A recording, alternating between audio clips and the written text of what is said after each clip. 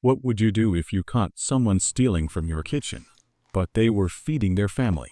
Marcus Whitfield is a billionaire who thinks he has his mansion under control. But tonight, he comes home early and finds his maid sitting on his marble floor, secretly feeding her sick daughter and their beloved pet cat, all three of them sharing leftovers meant for the trash. She's not supposed to bring her daughter to work.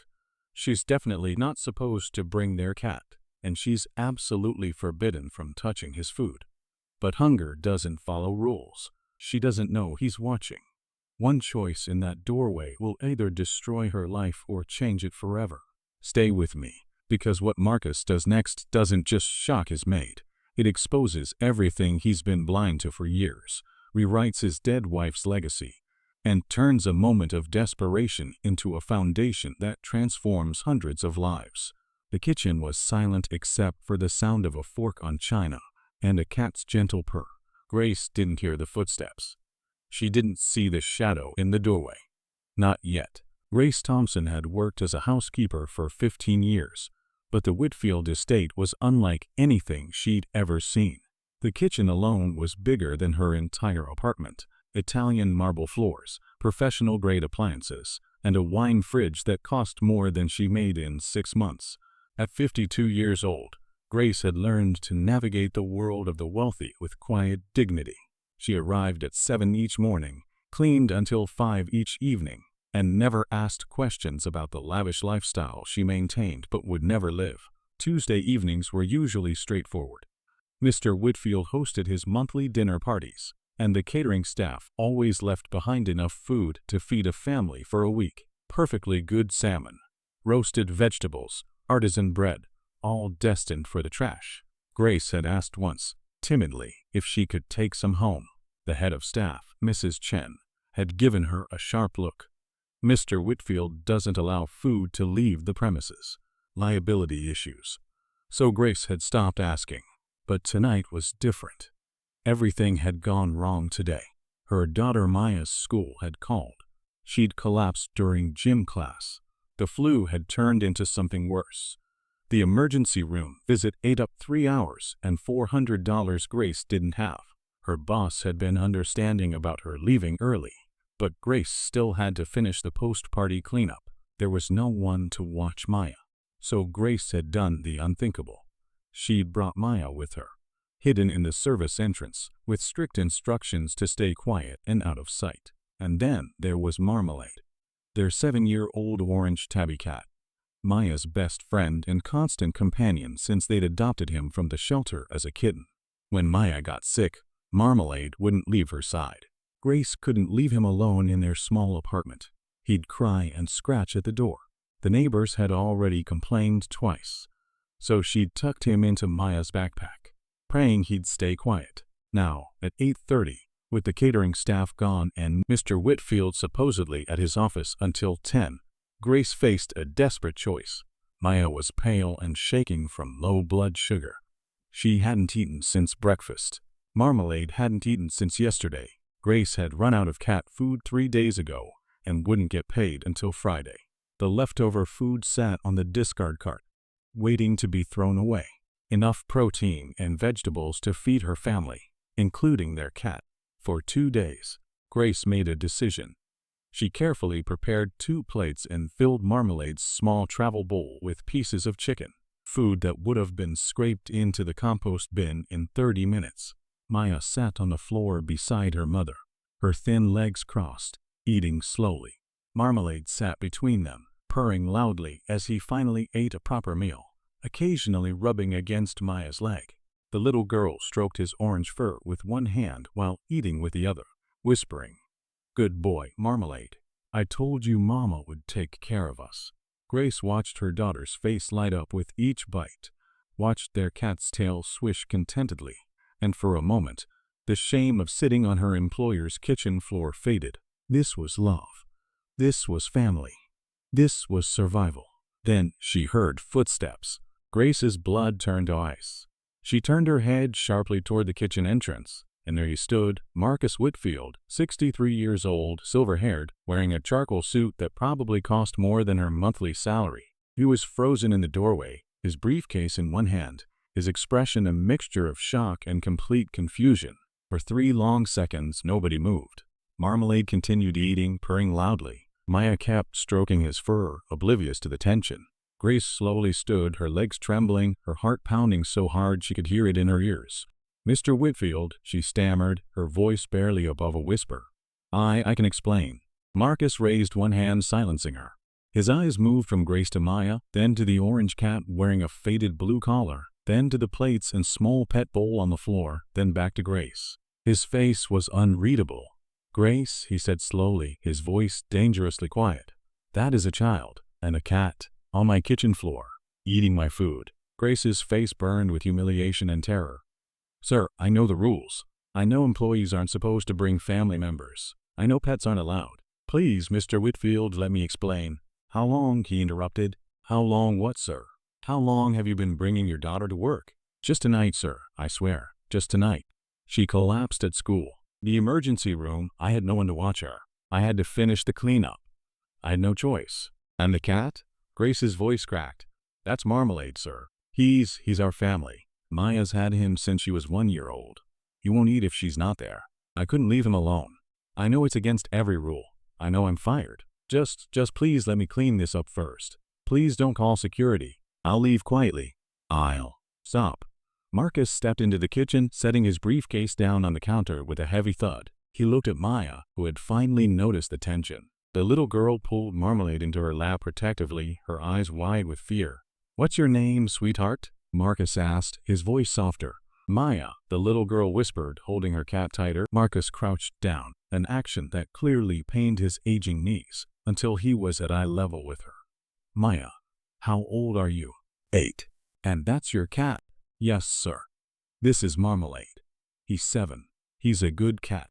He didn't mean to break the rules." Something flickered across Marcus's face. "I can see that. He seems very well behaved." He paused. "And do you like the food?" Maya nodded slowly, her eyes welling with tears. "Yes, sir. Thank you, sir. I'm sorry we're eating your food. Mama said it was going in the trash anyway. We didn't mean to steal." Marcus stood back up, wincing.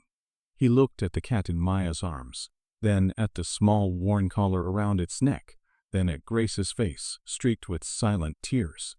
"Grace," he said quietly, "when was the last time that cat ate?" Grace's voice broke. 3 days ago, sir. I ran out of cat food. I get paid Friday. I was going to." "And when was the last time you ate?" Grace couldn't answer. She just stood there, trembling, tears streaming down her face. Marcus looked at her, really looked at her, for perhaps the first time in 3 years. He saw the dark circles under her eyes, the way her uniform hung loose on her frame, the exhaustion etched into every line of her face. "Grace," he said, and his voice held something she'd never heard before. Not anger, not disgust, something almost like shame. "Why didn't you tell me you were struggling?" Grace's composure shattered completely. "Because people like me don't tell people like you our problems, sir," she whispered. We just keep working. We keep our heads down. We don't bring our sick daughters or our hungry cats to work. We don't sit on your floor eating food meant for the garbage. We don't." Her voice broke.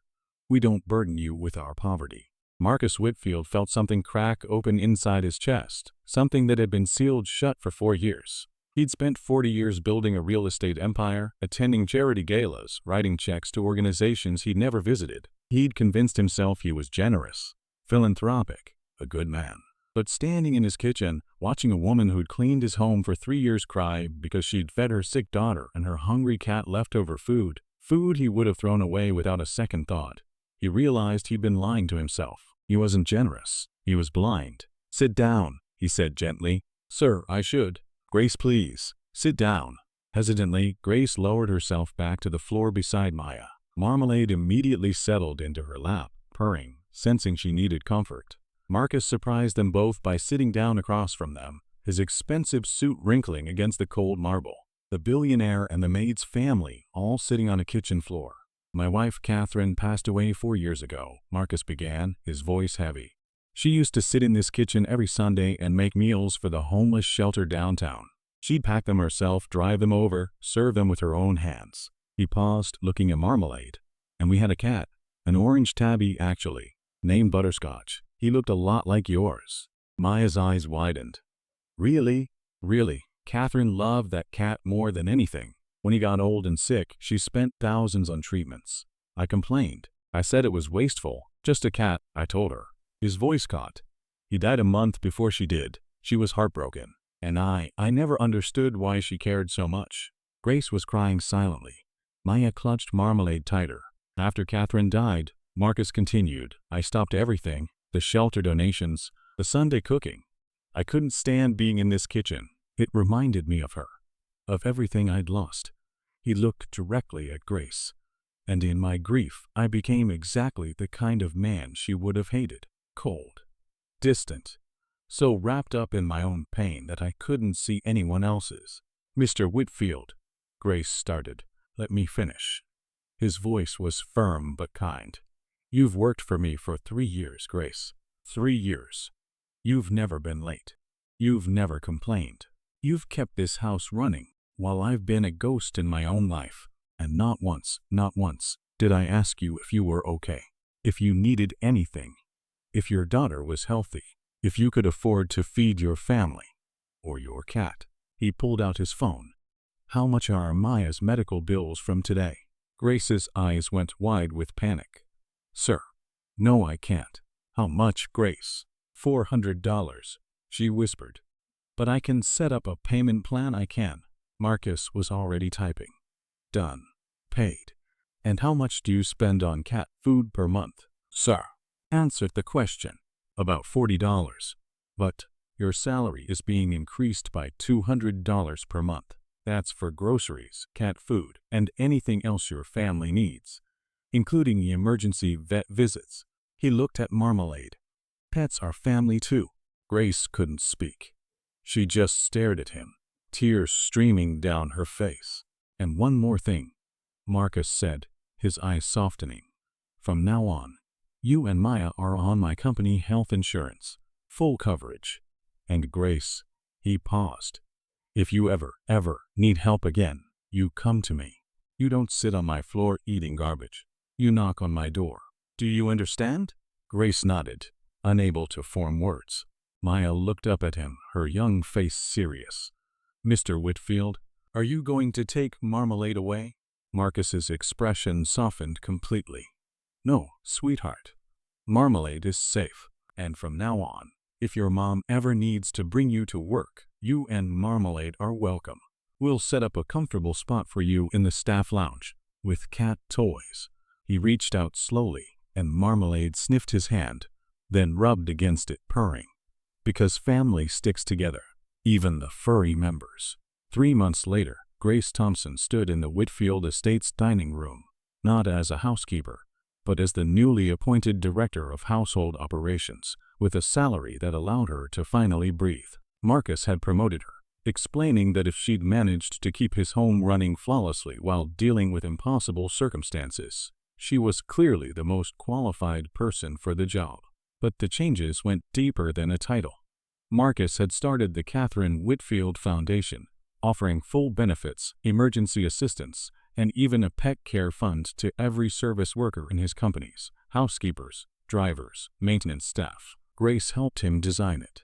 Maya's health was monitored by top pediatricians. Their apartment was upgraded. Their fridge was always full. And Marmalade had his own premium food subscription, delivered monthly. Marmalade himself had become something of a mascot at the estate. On days when Maya came to visit her mother after school, the orange cat would roam the halls like he owned the place, which, in a sense, he did. He'd curl up on Marcus's desk during meetings. He'd sit in the sunny windows of the great room. He'd grown healthy and plump, his coat shining, his purr audible from across a room. And every Tuesday evening, after Marcus's monthly dinner parties, Grace no longer sat on the floor. She sat at the dining room table, across from Marcus, and they shared the meal together, sometimes with Maya and Marmalade, sometimes just the four of them, talking about Catherine, about life, about second chances, about how a cat's purr can be the most comforting sound in the world. Marcus learned that true wealth isn't measured in properties or stock portfolios. It's measured in the moments we choose to see the people and the creatures right in front of us. And Grace learned that asking for help isn't weakness. It's the bravest thing we can do, and that family, whether human or feline, is always worth fighting for. The marble floor where she'd once sat in shame became a reminder, not of humiliation, but of the night everything changed. The night hunger, love, and a cat named Marmalade reminded a billionaire what his wife had always known. Compassion has no hierarchy. We are all just trying to survive. We are all just trying to take care of the ones we love. And sometimes, the smallest member of the family, the one with 4 paws and a gentle purr, is the one who saves everyone. And that's where we'll leave Grace, Marcus, Maya, and Marmalade for now. Stories like this remind me why I love sharing these moments with you. They're about real human connection, about family in all its forms, and about the unexpected ways love shows up in our lives. I'd love to know what you thought of this one. Were you surprised by Marcus's reaction? Do you have a pet that's part of your family? Drop your thoughts in the comments below and tell me about your furry family members. And if you'd like more stories about unexpected kindness, second chances, and the power of compassion, hitting that like button and subscribing really helps us keep these coming. Thanks for spending this time with me today.